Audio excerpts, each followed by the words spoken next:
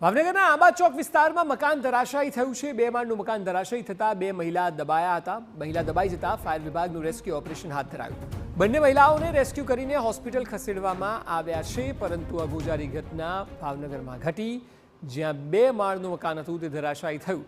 મહત્વનું છે કે ભાવનગરમાં વરસાદ પણ સારી એવી માત્રામાં સિઝનમાં વરસ્યો છે, ત્યારે અનેકવાર એવી ઘટનાઓ સામે આવતી હોય છે કે જ્યાં બની શકે કે કદાચ જૂના મકાન હોય કે પછી કન્સ્ટ્રક્શન ચાલતું હોય તે દરમિયાન પરિસ્થિતિ સર્જાઈ હોય।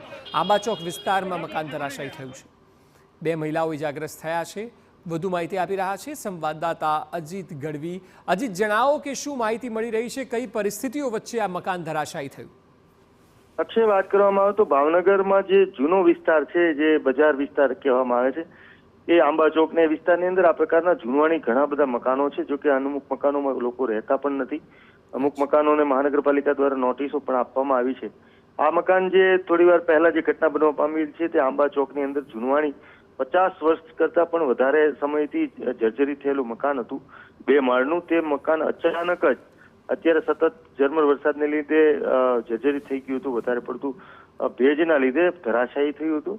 જો કે ત્યાં નીચે 2 મહિલાઓ દબાઈ હતી। જો મહાનગરપાલિકાના ફાયર વિભાગને તુરંત જાણ કરતા તુરંત 2 મહિલાઓને સામાન્ય ઈજાઓ પહોંચી હતી। ભાવનગરની સર્ટી હોસ્પિટલ ખાતે સારવાર પહોંચાડી દીધા હતા। જો કે આ ઘટનાની અંદર કોઈ પણ પ્રકારની મોટી જાનહાનિ થવા પામેલ નથી, પરંતુ મહાનગરપાલિકા દ્વારા જે શહેરમાં આ પ્રકારના જૂનવાણી મકાનો છે તેમને ઉતારી લેવા જોઈએ।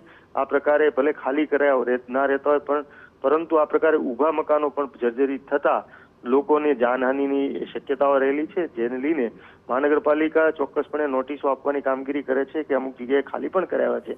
પરંતુ આ પ્રકારના જે જોખમ મકાનોનું પણ એક લિસ્ટ છે કે જે ભાવનગર શહેરમાં ગમે ત્યારે ધરાશાયી થવાની શક્યતાઓ છે અમુક વિસ્તારમાં, ત્યારે મહાનગરપાલિકાએ આ જે હજી ચોમાસું એ બાકી છે ત્યારે આ મકાનોને ઉતારવા માટે અથવા ત્યાં સૂચનાઓ મૂકવાની જરૂર છે, જેથી કરીને કોઈ પણ પ્રકારની ઘટના ન બને। જો કે આ સમગ્ર ઘટનાની અંદર જે 2 મહિલાઓ ઇજાગ્રસ્ત થઈ છે તે અત્યારે તેની સારવાર દરમિયાન અત્યારે સ્થિર છે, પરંતુ કોઈ જાનહાનિની ઘટના નથી થઈ। અક્ષય જી બિલકુલ અજીત, આભાર સમગ્ર માહિતી બદલ। સદનસીબે જાનહાનિ નથી થઈ, પરંતુ જે પ્રકારે અજીત જણાવી રહ્યા છે તે મુજબ ખૂબ જૂના મકાનો છે, 50 વર્ષથી બાંધકામ કરેલા છે, જર્જરિત હાલતમાં છે, અનેક લોકો તો ત્યાં રહેતા પણ નથી।